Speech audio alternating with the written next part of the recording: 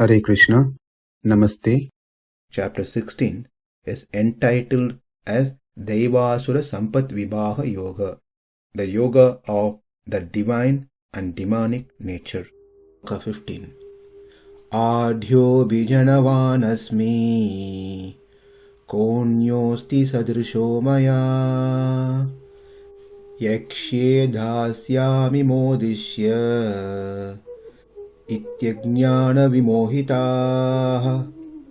Having said how great he is in the previous sloka, that he doesn't need any help from anyone to either obtain what his heart desires or to deal with undesirable things like enemies.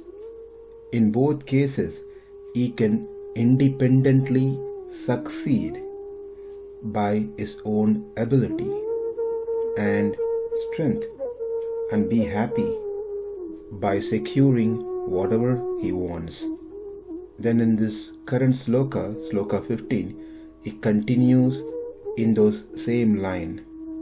Aham, only I, āḍhyo, wealthy, bhijanavān, and born of great lineage, asmi, I am, mayā sadṛśo, equal to me, ajñāna, who else, ka asti, is there, yakṣye, I am going to perform yaga, dāsyāmi, I shall give charity, modiṣya, I shall enjoy as well, iti, in this manner, ajñāna-vimohitāḥ, will be deluded due to ignorance.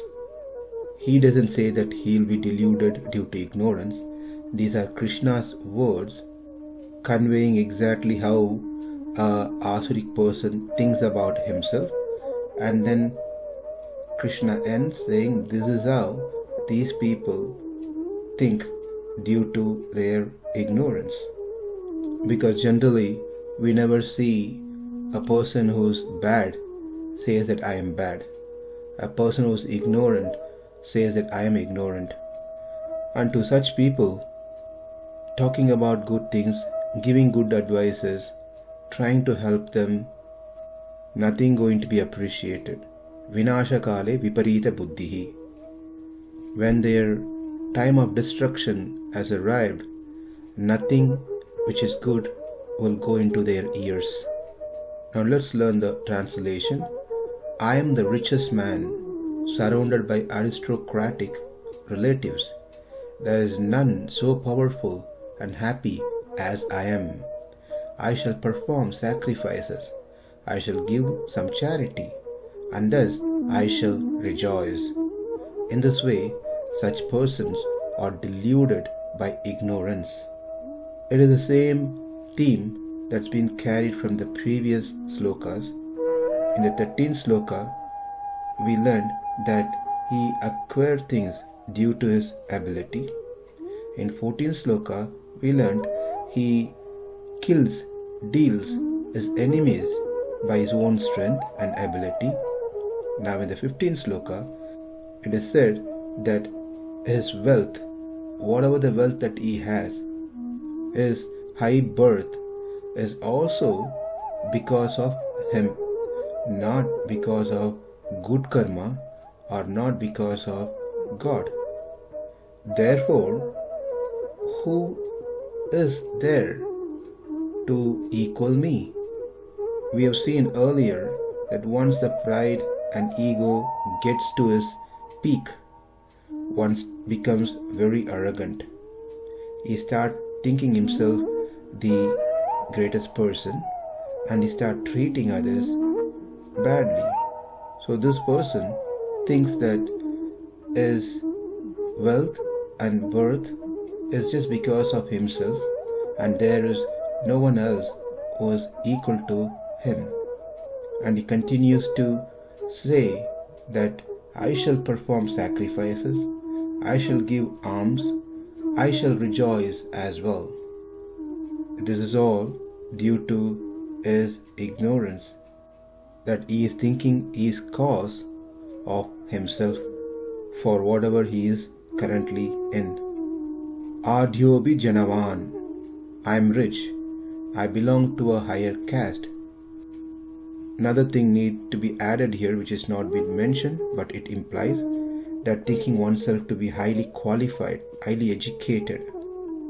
So these are very dangerous if it gets into our head that I am the richest one, I am very wealthy, I am born in a high class family, I am the most educated person, I know everything. And it's all simply because of my own self. Well, I've seen someone else like you.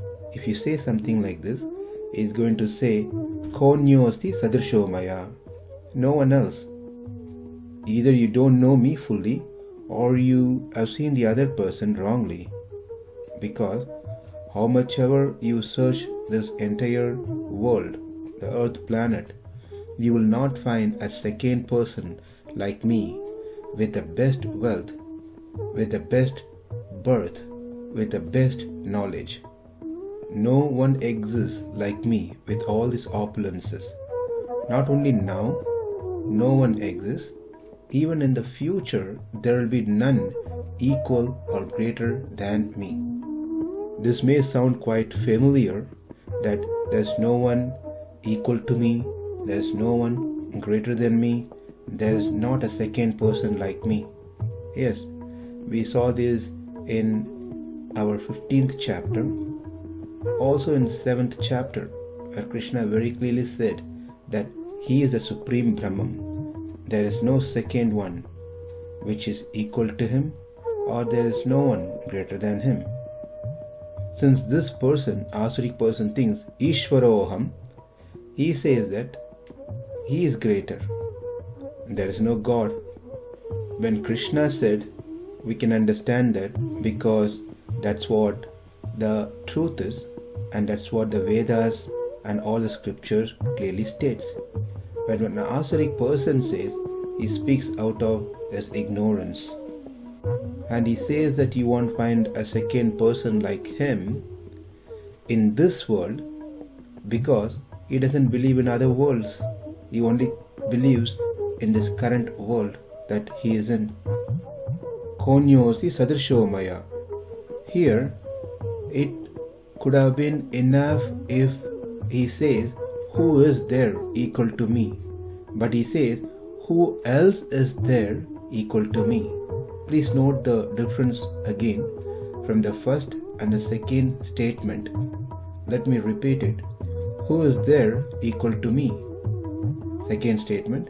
Who else is there equal to me? Else is added in the second statement. One may ask, so what? What is the big thing about adding else to the statement? How does it make a difference? It does make a big difference by just adding else to the first statement. This shows that he is different because the others have no ability. For example, when I say there is no one equal to Ashok, Ravi and Gopal, and then I say a second follow-up statement, I have no equals, separately, then I am even different from Ashok, Ravi and Gopal. If I were to be equal to them, then I should have simply said, there is no one equal to Ashok, Ravi, Gopal and I. I did not say that, which is clear, I am superior to those three. It is the same idea when else is added to the statement, first statement, to show that he is different because the others have no such ability like himself. It is a strong idea and view that other than himself, none who is so talented and so able than him. When it is stated that anyone different from me is not my equal, implies that I am my own equal. Like the saying goes, the sky is like the sky. because we can't find something like sky. There's another saying, Rama Ravana Yuddham is equal to Rama Ravana Yuddham, because we won't find a match to such a battle. Likewise, he says that I am my own equal. Yakṣye ityāti. I myself will do yaga, yajña, dāna, dharma, etc. It will be me who will be the ultimate enjoyer. They do not think that by the grace of God they are able to do whatever they are doing. They think that all these actions are taking place because of their ability. One may ask a question by now, Asuric people, why do they get involved in doing yaga, yajña, dāna, dharma, etc.?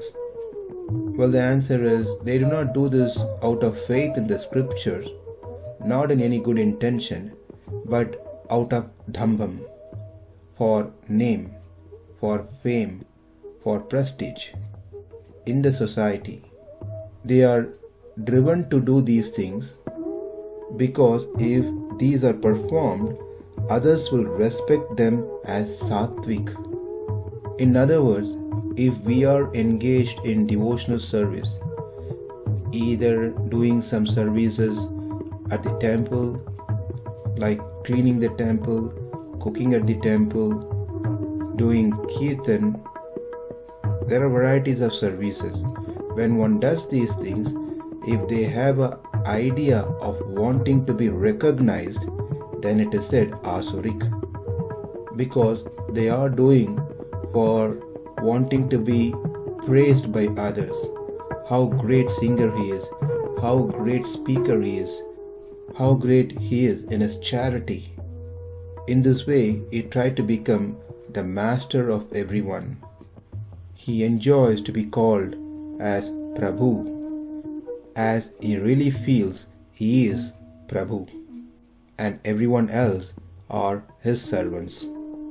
This is all because of ajñāna-vimohitāḥ, lacking clear knowledge about anything. They have weird knowledge about himself and others on a grand scale. One may ask a question that we see that such people, when they do some yaga yajña, they get benefit out of it. They get the result out of it. Why do gods give them the benefit if they know that these are not good people? We see in the case of Ravana, we see in the case of Hiranyakashipu and many more. They worship to Lord Brahma, and Brahma appears and fulfills their desire. Why in the first place such people needs to be encouraged, and on top of it they get their heartfelt desires fulfilled through these devatas? Well, the devatas are bound by certain rules that's been designed by the Supreme Lord. They have to fulfill their devotees' wishes, provided those devotees have fulfilled their requirements. The devatas cannot deny in such cases. Though these asuras strongly have ideas that there is no one equal to them, but still they try to derive their strength through the devatas and then try to destroy that devata itself to the strength that they got from that particular devata. This is asuric mentality. They don't have any gratitude for what they got. They don't care about it. Likewise, being a devotee, if we don't have gratitude for those who helped us in our Krishna consciousness, in the path of our spirituality, for that matter, irrespective of spirituality or in our laukika dealings, in our material progress, if we don't have gratitude, we are considered asurik. To conclude the sloka, the asurik people think that I am wealthy, I belong to a high class family, taken high birth is only because of me. Who is there to equal me? I shall perform sacrifices, I shall give alms, I shall rejoice as well. Thus, they think like this because of being deluded by ignorance. Next sloka says what will be their destination, where they are going to end up with such mentality. āḍhyo bhijanavān asmi konyosti sadṛśo mayā yakṣye dāsyāmi modiṣya ajñāna-vimohitāḥ. Namaste. Hare Krishna.